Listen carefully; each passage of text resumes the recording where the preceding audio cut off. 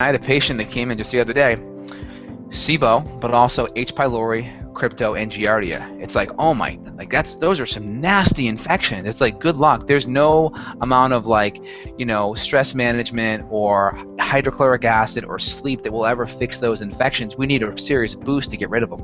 The approach that I created is a 5-R approach. The first R is basically removing foods, pretty standard, removing all of the bad inflammatory foods. Now that could be your standard paleo. That could be going AIP, right? Cutting out nuts, seeds, tomatoes, potatoes, eggplants, peppers. It could even be cutting out FODMAPs, which are fermentable carbohydrates, right? Fructo, oligo, disaccharide, mono, and polyol. So depending on where our gut is at, how many symptoms we have, how sick we are, we may go to the extreme and go on a rotation diet, AIP, and low FODMAPs, which those are the hardest, but we may have to go to that extreme.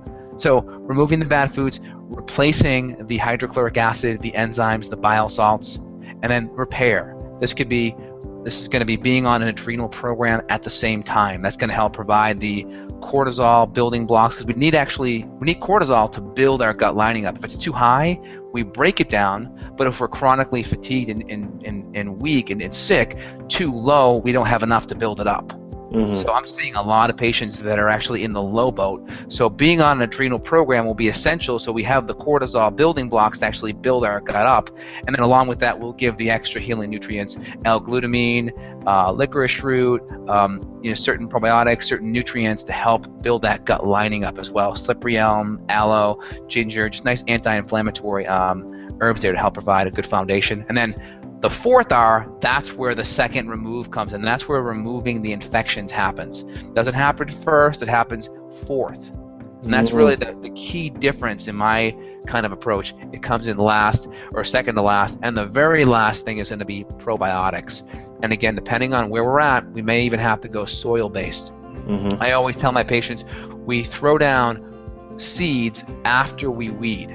So the removing is where we throw down the seed, is where we weed, and then we throw down the seeds at the last R, which is reinoculation. You want to give space in the garden for the seeds to take foothold by weeding first. You don't go into a garden and throw a whole bunch of seeds down before you weed.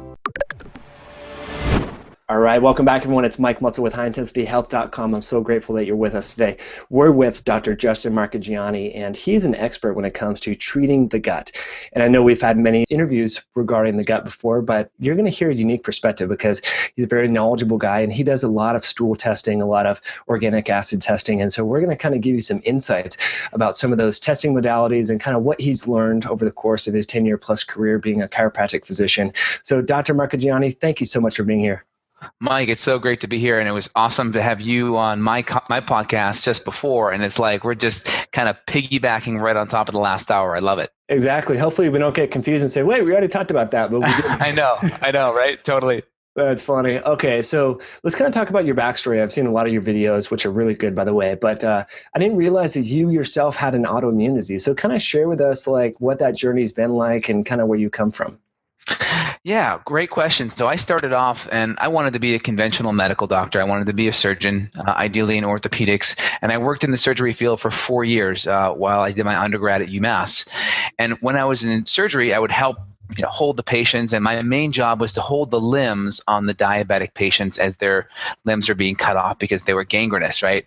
And hundreds of limbs passed through my possession on the way to the morgue, and it was quite interesting. And then after I would talk with the surgeon, and typically it'd be outside, he'd be smoking a cigarette, which is kind of contradictory because that's the same kind of damage that's creating these vascular issues that's causing the limbs to be cut off. So a lot of disconnect there. And my main focus was, how can we get in front of this thing, right?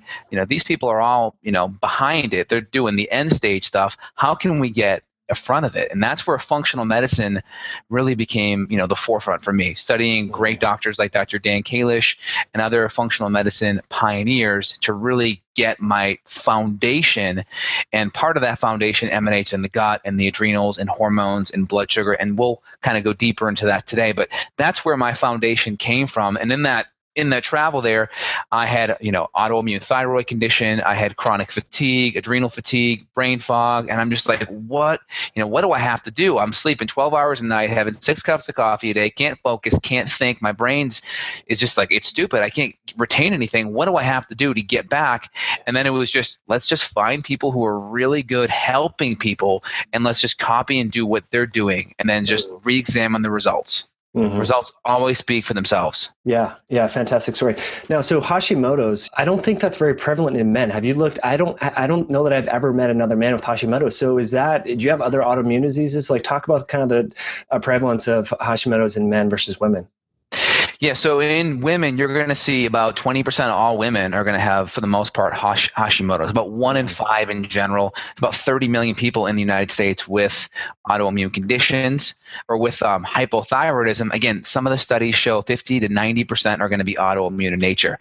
It's tough. We'll run panels. We'll run TPO, thyroid peroxidase, antithyroid binding globulin, and sometimes it won't come up. We won't catch it. About half the time I catch it. So when they say 90%, I'm always a little bit like, all right, that just sounds a little too extreme, because I run these tests every day, dozens of times a week. But it's possible to get a false negative. You may palpate and feel a little bit of, a nodule or a little bit of inflammation, or you may even have to refer out for an ultrasound. But that's going to be your better marker is ultrasound or even a biopsy. But I never go to that extreme. I just look, I see if I see an autoimmune condition, that's great. But I always treat as if there's an autoimmune condition. We're always cutting out the foods. We're always making sure the extra nutrients like selenium that can help abate the autoimmunity is present. We're always making sure any infections that could drive autoimmunity, Epstein-Barr, Yersinia enterocolitica, H. pylori, these are going to be the big infections that are going to drive autoimmunity. We're making sure we eradicate those as well. Mm-hmm. Awesome. Let's dive into those pathogens. But first, you hit on selenium, and I'm so glad you did, because when we think of the thyroid, a lot of folks think of just iodine, and they kind of neglect selenium and so forth. And selenium is so key. I'll let you tell the story, but a really cool antioxidant in the thyroid gland. So talk to us why selenium is important. Well, selenium is really important. It's a precursor for glutathione, but in the process, our thyroid produces thyroid hormone via iodination. That's basically binding iodine to molecules of tyrosine. All right. So essentially, we have tyrosine and we have 4 molecules of iodine attached to it. And when that process happens, one of the byproducts of iodination is hydrogen peroxide, H2O2. And in the process of selenium, or in the presence of selenium, that actually helps come in there and it neutralizes the hydrogen peroxide to water and oxygen. Makes it very benign. But a lot of people are selenium deficient, so we get this extra hydrogen peroxide, which then stimulates our B lymphocytes. This is part of our Th2 or humoral immune system to come in there and start attacking.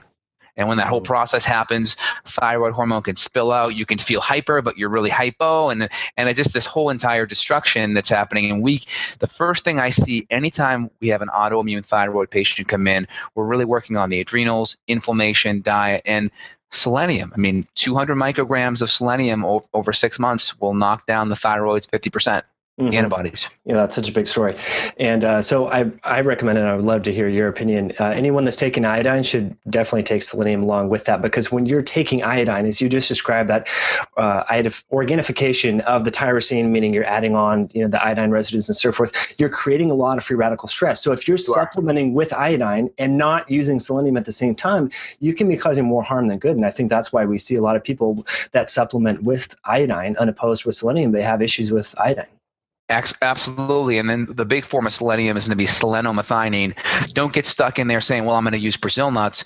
Again, Brazil nuts, there's a 10-to-1 ratio, or it's about a 10 times the differentiation between what's in Brazil nut, one day versus the other. Meaning you could have 100 micrograms one day and then 10 the next. So you don't quite get a steady dose. So I recommend going with a steady selenium source that you're going to get 200 to 400 mics is a really good starting point. Mm-hmm. So what I heard you say is the form of selenium is selenomethionine. That's what we want. But Brazil nuts, the form of selenium in Brazil nuts kind of varies, and we don't really know what it is all the time. Well, the selenium in Brazil nuts, I'm not sure the exact molecule of it. It's the amount that varies. So we could have 100. We could have 100, I think they say 3 Brazil nuts to equal 200 micrograms, but it can be off by a factor of 10. It could be 10 one day or 100 one day. So you just don't quite know how you're dosing it. And selenium, once you start getting over a gram, it starts becoming toxic. So don't go with Brazil nuts. Spend, an extra 30 cents on a selenium supplement per day. Yeah, no, that's a good point. So it's kind of like resveratrol and red wine. We don't really know the growing conditions of the grapes. Right. Okay, cool. Exactly. All right, so let's kind of circle back to the pathogens. You talked about Yersinia, H. pylori. Maybe let's talk about the pathogens north to south. You have some great videos on H. pylori, which, as I understand, H. pylori is really more of a pathogen in the stomach. Is that right? Yeah, it's going to be in the stomach, and you'll also see it in the first parts of the small intestine. And again, H. pylori is one of these critters that can spread really easily. I had a female patient, who their husband and child had issues as well. And we're like, I guarantee you, your husband and your kid have H. pylori. She said, okay, let's run the test. We ran them, both came back positive. And I see that quite frequently because this infection can be spread very easily via saliva. So, non-sexual touching can easily spread this type of pathogen around. Wow. Okay.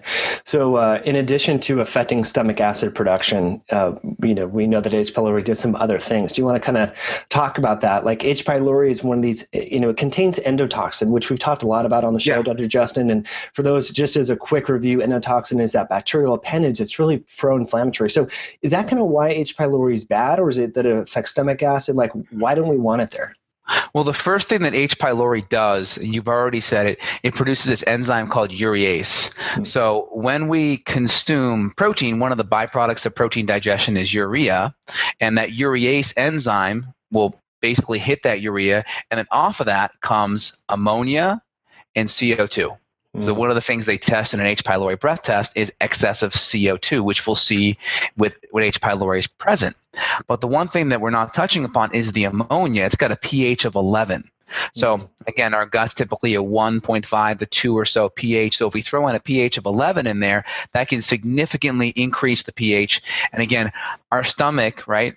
Healthy parasympathetic tone, right? Being, the chewing and all that stuff we talked about, getting the vagus nerve activated, that's going to lower our hydrochloric acid levels, it's going to lower our pH by raising our hydrochloric acid levels, which activates all of the protein digesting enzymes in our stomach. So that's the first domino for digestion. And that healthy acidity in our stomach then stimulates cholecystokinin and pancreatic lipase and protease in the small intestine. So that first domino of the H. pylori really messing up the pH really, sets our digestion off. And there's lots of studies showing that H. pylori can drive hypochlorhydria, which we already know, which then creates a lot of these mineral malabsorptions, zinc, selenium, there's your thyroid issue, magnesium, which these are all important for thyroid conversion, T4 to T3.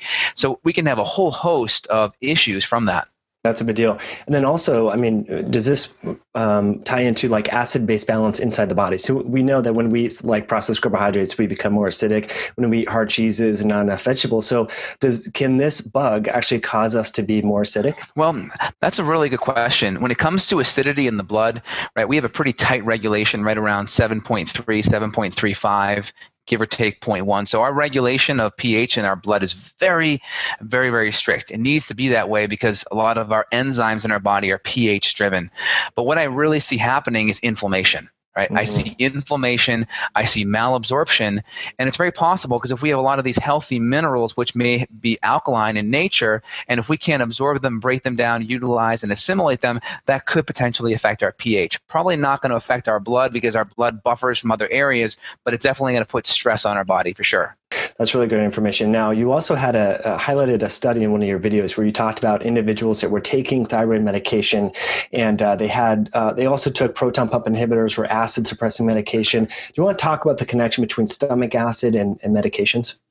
Yeah, so in that study, they were talking about patients that had hypothyroidism, and they were talking about ones that were taking proton pump inhibitors, and their need for thyroid hormone was greater, meaning their TSH went up, meaning they had to give more thyroid hormone to lower that TSH. So the key take home from that is that we're not fixing the malabsorption when we give a Nexium or a Prilosec or an Omeprazole. We're just covering up the symptoms of indigestion, bloating, gas, belching, flatulence. We're covering it up with the medication, but we're not fixing the underlying problem. And that's the huge issue because low stomach acid equals low enzyme enzyme activity, which equals low absorption, and will more than likely even drive leaky gut because the lipopolysaccharide, that toxin, that outer layer of the bacteria, is, according to Alessio Fasano, the second strongest stimulator for zonulin and for leaky gut.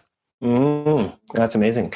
And as we talked about earlier with leptin and insulin resistance, this lipopolysaccharide or endotoxin drives insulin and leptin resistance. So not only is it causing leaky gut, but it's affecting leptin and insulin signaling and all these bad things. So no good. Now, along those lines, so let's talk about, you talked about assessment with the breath test. Is that kind of, I know there's like the stool antigen breath test, like what's the most accurate? So that really depends. Anytime I have a patient presenting with these symptoms, we're going to test all the possible ways. So we have our basic like H. pylori stool culture kind of test, right? Your stool antigen test, if you will. That's where we're looking for an actual piece of the H. pylori in a stool. We have the blood test, which is we're going to be looking at IgA, IgG, IgM. Okay. IgA and IgM are going to be more, it's like your acute immune response. That means your immune system's been active recently because this infection is relatively new. Where IgG is more of a longer term response, but this is indirect, right? Next after that, we have the breath, where we're looking at elevations in CO2 in response to drinking some fluid, because the H. pylori and the urease with the elevations of CO2. And then we also even have the DNA test, the PCR test, where we can look at DNA pieces, of the H. pylori via the stool, which is really cool as well. And I gather, or I inferred from what you just said, that the PCR is what you like to use because you also like to use that to look at other bugs. Is that where we're going? Yeah, the PCR is good, but I mean, here's the thing. When you get in the trenches and you're working with people, you have like an idea of what sounds really cool and what feels good, but then you try it and you get 30 patients up and you run tests side by side. What sounds good and what actually works in reality doesn't quite jive. So my opinion, the BioHealth, the 401H, their H. pylori portion of that stool test tends to be the best one for picking up H. pylori, bar none. But again, every now and then I'll see a breath test and or a blood that will pick something up where the stool didn't. Interesting. Yeah, I know one of the first conference calls I've ever done in my life was back in 2008, and I had Dan Kalish on, and he was talking about the BioHealth diagnostics. I know he's been a big fan of their test. So for H. pylori specifically and all bugs, like Yersinia and all the gut bugs we're going to talk about, is that the best test or just for H. pylori? That's going to be the best test for H. pylori and all major bugs. I typically find Yersinia picked up better in the blood. I'll use a test called Medical Diagnostic Laboratories. They run a really great infection panel. I'll use that to run that.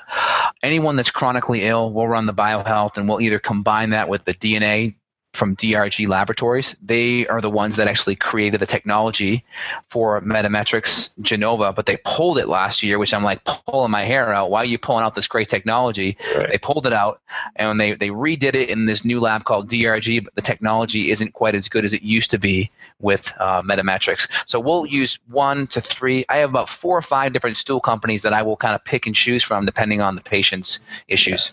Interesting. So I can see it gets pretty complex quick, you have to use your clinical judgment and kind of what's worked with past patients to kind of piece these things together. That could be kind of challenging. Yeah, I mean, I run these tests dozens of times a week. So when you get the actual data, it's like you're running your own little clinical trial. I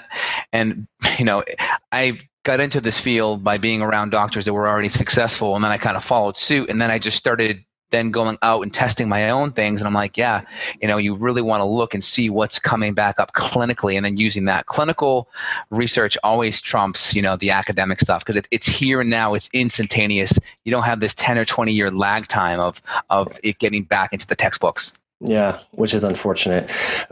So let's kind of talk about like PCR versus culture. I know there's a big debate on that right now. So from what I gathered, you're looking more at culture. Is that kind of in blood combination? Yeah, I mean, I will do the BioHealth tends to be the best for the H. pylori, and they've really tweaked out their technology where they're doing some new shipping technology where they're freezing it better and preserving it better, that it's coming back twice as positive. Twice more frequency in the positive findings for H. pylori. I guess let's finish off on H. pylori now with treatment and then move into more SIBO and stuff like that. So I know mastic gum, there's a couple of herbs and stuff. What have you found to be most effective for H. pylori? Well, mastic gum is going to be great. Okay. Also, berberines. Berberines are like a family of specific herbs. This could be golden seal. It could be barberry. It could be Chinese coptis. It could be Oregon grape. These are very, very good. The nice thing I like about berberines is they block the efflux pumps. So efflux pumps are these this mechanism that the bacteria have. Here's the analogy I use. It's a little confusing, but here's the analogy. Imagine you're in a canoe, a hole in the canoe occurs, and you're bailing out water, right? Mm-hmm. So water from the outside is coming into your canoe, and then you're bailing it out. So imagine you and the canoe are like the bacteria you're trying to kill. You're the H. pylori, all right? And the water coming in is like the antibiotic, or it's like the antimicrobial herb. So the efflux pumps are basically trying to bail out that antibiotic or that antimicrobial back into the water. That's what it's doing. And when we use these specific herbs, especially the Berberine family, I like golden seal, it knocks out, it basically takes that bucket out of your hand, so then the canoe takes on water faster and sinks. So the goal is we want the infection to take on the antimicrobial medicines faster, not bail it back out into the gastrointestinal tract, creating more side effects and antibiotic resistance. Does that make sense? Yeah, I'm confused here on the canoe. Are we talking about on the bacteria, the microbes themselves, we're affecting these efflux pumps so that they just die and they don't spew the toxins? Is that what I heard? Yeah. So basically, imagine we want to bathe that bacteria in the antimicrobial, and if it's bailing it back out into the water, that's not good. So we want that canoe to be able to take on. We want that bacteria to be able to take on more of that antimicrobial medicine or antibiotic faster, so then we can kill it. Awesome. Does that help? Oh, yeah, that makes a lot of sense. So berberine is really hot right now for diabetes as well. And like we talked about in the podcast that we'll mention later, your own podcast, we talked about the gut hormones and how the GI tract releases all these incretin compounds. And we know that berberine. Chew your food 43 times, right? Exactly. That's right. You have to listen to the podcast to be able to get that inside joke. So watch it. We'll put the link below this video. So back to berberine. That's berberine hydrochloride has been shown to be very effective for diabetes. And you mentioned berberines as being kind of, so have you looked at that or found individuals taking these berberines? Does their blood sugar improve, or are the mechanisms different? Any insights? Well, there's a lot of studies on that. I'm not charting that specifically. Again, I will use berberines with some of my diabetic patients. And again, I think the mechanism could be potentially inflammatory. I really wonder what's happening. We know that when SIBO patients get treated, there's better insulin sensitivity when their SIBO is addressed. So I think part of this is inflammatory and infection-based. Yeah. It's very possible. I don't see the berberine like, I could be wrong, I don't see it maybe having the same mechanism as cinnamon or gymnema or as chromium or alpha-lipoic acid. I see it having more an infection role. Yeah, so affecting the microbes, which in turn affect maybe the inflammatory response, which of course affects the metabolic response, something along those lines. Leptin, insulin sensitivity, the whole 9 yards. Exactly. Yeah, that's awesome information. Okay, cool. Yeah. So you mentioned SIBO. We've talked about SIBO a little bit, but why don't you give us an overview of what SIBO is, and then how often are you finding this in your patients? Well, now this is really interesting because Dr. Dan Kalish and I had a conversation about this recently, and he had talked to Allison Seebecker, and Allison Seebecker had told him personally, so this is kind of a secondhand conversation, hey, Dr. Kalish, don't be sending me all these patients for SIBO that still have all these other infections like Giardia and Blasto and H. pylori. Get rid of the infections first. And one of the things that I find, and this isn't all the time, every now and then you get a patient that's really tough, but the majority of the time, if you address the infection, the SIBO and everything else tends to take care of itself. Because a lot of the herbs that you're using to knock out the infection are going to be sensitive to the SIBO as well. So we always want to make sure, hey, Blasto, Giardia, Crypto, any of these other infections, Dientamoeba, Fragilis, Ehisto, we want to make sure we address them before we go deeper, because a lot of times you may not have to. I personally had high levels of Blastocysts hominis back in like 2008 and then treated that with metronidazole or Flagyl, and that like totally was a train wreck for my gut. But anyway, I think it helped. I didn't retest. I didn't have any other GI issues. But will those sort of pathogens, parasite-based pathogens and so on, will those show up in this BioHealth diagnostic test you recommended earlier? Yeah, I mean, it will show up most of the time. I say that because I always tell patients there's a good 10 to 15% of the chance that it may not show up, just because these infections may not always be shedding. So anytime I have patients with, a digestive symptom in the top 2 or 3, we'll run 2 different tests at 2 different times. So then we have a better chance of picking up what the bug is. It's really important. Yeah, so that's great information. So if we want to kind of dive a little bit deeper and talk about the mechanisms here, so if you have one of these other pathogens that's affecting the gut ecology, then you will present with SIBO-like symptoms, and it doesn't make sense to just first address the SIBO. You have to address kind of these pathogens first, and in most cases that will clear up the SIBO? Yeah, in most cases it will. So we're talking about SIBO, we're talking about basically a bacterial overgrowth from the colon into the small intestine. So when we're assessing infections in the upper gut, right, in the small intestine or even in the stomach, a stool test can be very helpful, right? Also, even an H. pylori breath test can be helpful too. When we're looking down deeper in the colon, it's helpful to do a SIBO breath test where we're basically giving, I think the exact mechanism is 10 grams of lactulose. And lactulose is this very large sugar that essentially can't be digested by our body, but certain bacteria, especially the bad ones, can. So we drink this solution of lactulose. It takes about 2 hours or about 120 minutes to get down into the lower part of the small intestine, which is the ileum. So essentially we'll start seeing a rise in hydrogen or methane right around that time. And I think it's greater than 15 on the hydrogen and 3 on the methane. Again, typically I always have a lab test in front of me telling me the ranges. So 15 on the hydrogen and 3 on the methane. Greater than those is usually a positive marker for SIBO. Okay. Do you do the SIBO testing first, or do you do the pathogen testing first? You know, it really depends. Patients with chronic issues will typically do the gut testing first, and if they have bugs, I don't even waste my time on the SIBO testing. It's just not worth it, because we're going to knock out the bugs, we'll retest, we'll see how they're doing. If the bugs are gone and they're feeling better, probably not the best use of our resources. If the bugs are gone and they're not feeling better, that's when I pull out the SIBO testing. Because then it gives us justification to go deeper and longer, and the patient has kind of a map and a bullseye of what's happening. Yeah, that's really great. And so this is why it's important to work with a practitioner on these issues, because if you were using whole food, and while we can all sit here and talk about how the benefits of whole food and why to eat real whole food and so forth, if you don't clear the bugs, you can get off the onions and garlic and some of these high FODMAP foods, and still have the pathogens and have issues. Yeah, and I had a patient that came in just the other day. SIBO, but also H. pylori, crypto, and giardia. It's like, oh my God, like those are some nasty infections. It's like, good luck. There's no amount of stress management or hydrochloric acid or sleep that will ever fix those infections. We need a serious boost to get rid of them. Well, let's talk about what you did. I mean, so was this just the berberine compounds, or were there other herbs? Like, share with us kind of like your kill protocol. Yeah, so my mentor in kind of getting the whole protocol, Dr. Kalish is really great. Dr. Timmons, he created BioHealth Labs. He's been really profound. One of the things that he has as a foundation of his herbal killing is wormwood or artemisia. All right, artemisia is very, very powerful. It's been used for tens of thousands of years.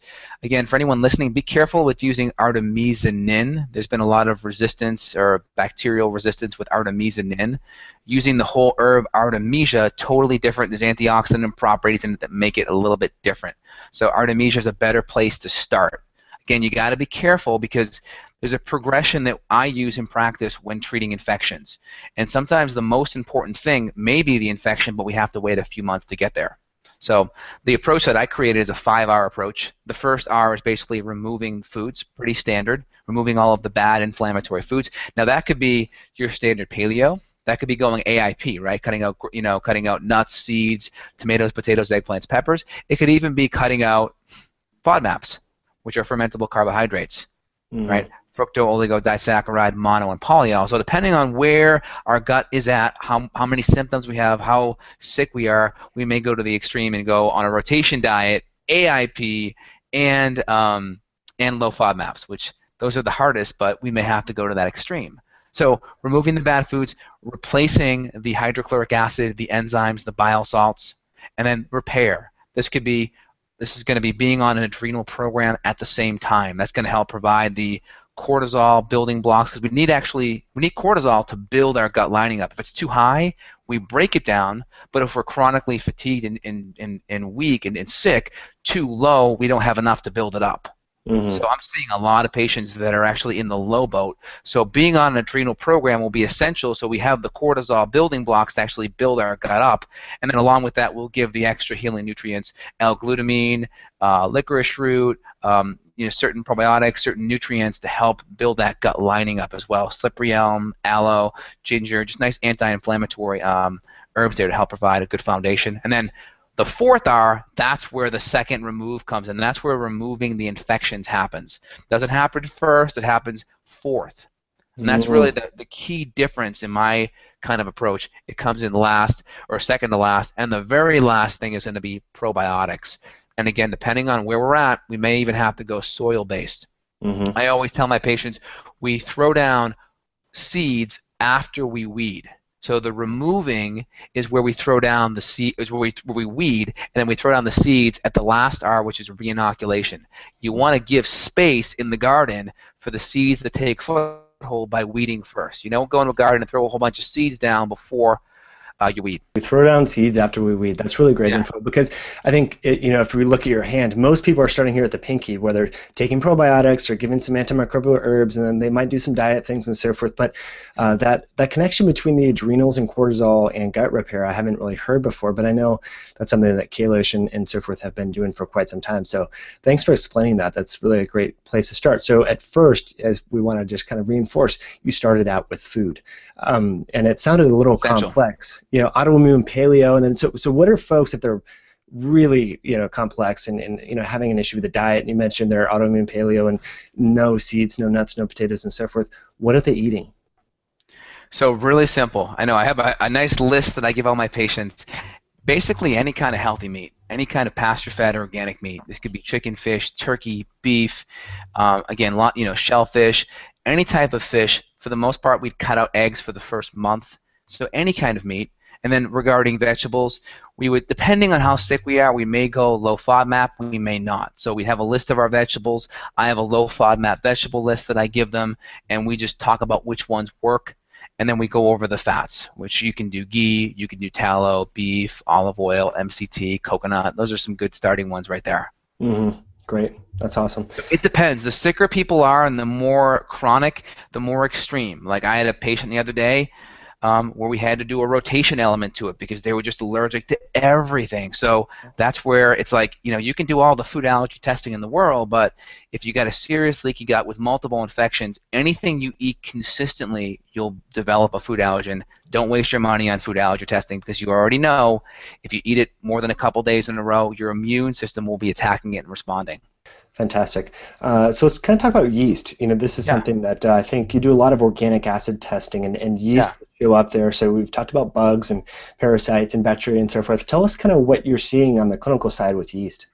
Oh, so yeast is one of those, it's tougher to really pick it up in stool testing. Sometimes we do.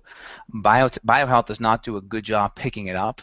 But one of the things that I will look at is clinical signs, right? What's your history of jock itch? Athlete's foot, dandruff. Do you have any kind of blotchy red marks that maybe get a little itchy from time to time? What's your history with yeast infections? Also, history of antibiotic use. Antibiotic use is commonly notorious for rebound yeast or fungal overgrowths. So that's really important to start. Now, a lot of the herbs we use to treat the infections, again, will be sensitive to the yeast, but sometimes we have to come in afterwards and really just focus on the yeast after the fact. So the stool testing, we may see it. We may see it in the GI effects test, and we'll also see it in the BioHealth test. There's a marker called D-arabinitol, which is an organic acid that's indicative for high levels of yeast. Great. So that's why you like the organic acids, in addition to all the adrenals, and we can look at metabolic metabolites in the Krebs cycle, is you pick up yeast better. Yeah, you can pick up yeast there really well. If we miss it in the stool test, we can definitely pick it up there. But again, good clinical signs are going to be so helpful. That's great info there. What else on the organic acid? So we've kind of talked a lot about the gut, but since we're here, I think a lot of folks aren't really aware of organic acids and kind of what it does and what it looks at and so forth. Like, what do you find to be most beneficial, and who would benefit from possibly getting an organic acid test? Well, while you do that, let me actually pull up my organic acid test that I did just a couple months ago. Again, I do an organic acid test every 6 months. Oh, wow. Just to keep my body in tune. So with organic acids, you can also get a window into nutrient deficiencies, kind of like a SpectraCell or maybe a Nutri-Eval. That's helpful. But again, what's better about the organic acid test, in my opinion, is you get windows into how certain body systems are doing. I mean, we can look at fatty acid metabolism, carbohydrate, energy production, B complex, methylation, which is important. Like a lot of people will say, well, you need certain kinds of B12, and then the organic test will say, well, you need adenosyl B12. And sometimes we'll be able to see that on an organic acid test. Mm-hmm. Also, the neurotransmitter metabolism markers are great. Again, they're indirect. This could be vanamandylate, 5-hydroxyindoloacetate. It could be homovanillate, but these are markers for serotonin or dopamine. And this can be really indicative of, do we need to give you some extra amino acid brain support, which can be super helpful. And on my test, I actually, was showing to be very low in the sulfur amino acid, so I added in the L-methionine, like we chatted about last call. Yeah. And I've also added in some of the brain aminos, the 5-HTP and the L-tyrosine at higher levels, and my brain's been much better the last few months with this new tweak in my protocol personally. Interesting. When you say better, we're talking focus, sleep, cognition, like everything. Focus, speech, being able to multitask, just overall feeling subtle. But I mean, when you're at a higher level, just a little bit, you get extra. You can really feel it. It's nice. It's a good feeling. And it's like I'm kind of like, man, I want to retest and see where I'm at and see if I can get even better after that. Keep tweaking it. Yeah, That's exactly. Awesome. That's great. Yeah. Cool. So anything that you wanted to talk about, when it comes to the gut, organic acids and digestion and so forth, that we didn't really get to address, Dr. Justin?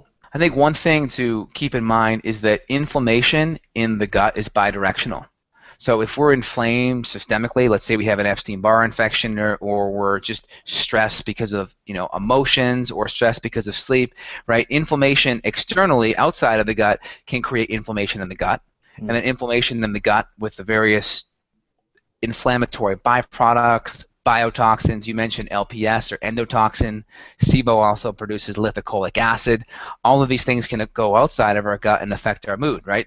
Go Google endotoxin or LPS and depression, right? So a lot of the things that happen in our gut can go outside of our gut and affect us mood-wise, and even can create inflammation systemically too.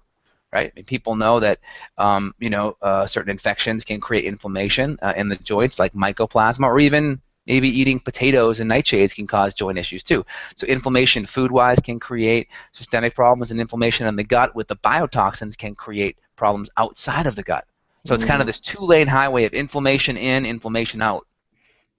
Gosh, that's a great point, which reminds me I wanted to ask you about testing for some of these inflammatory things like Epstein-Barr virus and cytomegalovirus and so forth. So maybe people have a healthy gut, so to speak, like no overt pathogens, but they have these systemic pathogens and so on. So where does that come into the clinical picture? So we're talking about viruses now? Is that the direction we're going into? Yeah, I mean, if you wanted to talk about, like you mentioned, these systemic inflammatory microbes, whether it's virus, bacterial, or so forth. Yeah. So some of the ones that may be more systemic would be, I would just go with some of the Epstein-Barr, cytomegalovirus, or maybe even like the Lyme's type of co-infections, which could be like your Mycoplasma, Babesia, or Bartonella. So there's some good, really a comprehensive tests out there that can assess some of these. IGeneX has a really good test. They're in Palo Alto. They have a really good test for some of the Lyme's co-infections. I use a test called Medical Diagnostic Laboratories. They have a really good test for cytomegalovirus and Epstein-Barr. So you can assess whether it's reactivated. A lot of people will come back really high when they run Epstein-Barr, but again, you have to look at the right markers. You need to make sure it's either IgM or early antigen IgG. I know that's really kind of like maybe a little bit too high level there because it's like very clinical based, but early antigen IgG or anything IgM is a sign of a reactivation when it comes to Epstein-Barr. Now, would normal humans, have these viruses and so forth, or viral titers, or are these things that you would only have if you had, levels that are in the unhealthy range? Well, a lot of people are going to have high levels of these Epstein-Barr titers. We'll see the nuclear antigen high or the viral capsid antigen high. It's just when we see it either IgM or we see it early antigen, that's usually a sign of the reactivation where our immune system is on it and is now like stressing itself out to attack it. And that's where addressing the reactivation can be helpful. Take stress off the body, and we know Epstein-Barr is linked with chronic fatigue. You can just go Google EBV and chronic fatigue, and there's definitely a connection. Yeah, that's amazing. So anything that you found to be clinically the most effective for treating these different viral titers? Well, again, you always have to have like the foundation in place, right? You have to have the diet, you have to have the lifestyle, blood sugar stability, sleep, cutting out all the inflammatory foods. I think a lot of functional medicine doctors may miss those things. They may just make the assumption that they're there and then start to create all these antiviral protocols that could be very helpful, but may not address the underlying issue. So Yeah. lots of different herbs that can be used, though. Propolis, silver can be used, reishi, cat's claw, olive leaf, monolaurin. Lots of different nutrients can be used. Again, it really depends on the patient, kind of where they're at. It kind of, you have to take in the whole clinical picture really to create a comprehensive program, because there's so many different things you could do where you kind of get overwhelmed. Well, what's the best? Right. Does that make sense? Yeah, great information, and you're just dropping truth bomb after truth bomb. So I want to make sure that our folks, if they're driving or listening to this while they're at the gym and they're trying to take notes, we take notes for you, and that will be posted at highintensityhealth.com/Dr. Justin. So be sure to check that out, because all the labs and references and so forth that you mentioned, which is now getting quite extensive, I want to make sure that we summarize that there for folks, so if they want to learn more about that. So yeah, and if you want to dig a little more too, Mike, Dr. Nicholas Hedberg has a great course called The Infection Connection at infectionconnection.net, which kind of goes into some of these things deep too. That's a very helpful reference. Yeah, that's interesting. So my Epstein-Barr was really high at one point, and I was suffering from, fatigue. It wasn't debilitating or, categorized as chronic fatigue, but I was just getting really tired, and so I was doing high-dose vitamin C IVs, and that really, it was 3 or 4 of them, and then I noticed a huge difference. I haven't retested, but I feel a lot better, and so, I had the diet stuff, kind of figured out, but any comments there on IV nutrition that you found to be effective? Yeah, actually, that's funny. I just interviewed Dr. Laura Noel on my show, and one of the topics we addressed was IV nutrition. And yeah, we talked about Myers cocktail, intravenous vitamin C. She recommends when you're more stressed to do more of the whole magnesium in there. So Lauren's a great reference and a great resource for that. So I would have to leave that question to her because she's doing more of it. But I think the high-dose vitamin C would be really a really good start. And I don't do it, but I know that it does work well. You could do ozone as well. IV ozone would be very helpful too. Yeah, I've heard of that as well.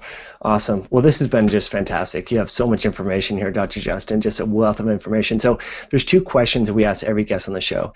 And the first question would be, if there's just one herb, botanical, or nutrient that, let's say you're going on a vacation and you just, can only pack one thing, what would that nutrient, herb, or botanical be, and why?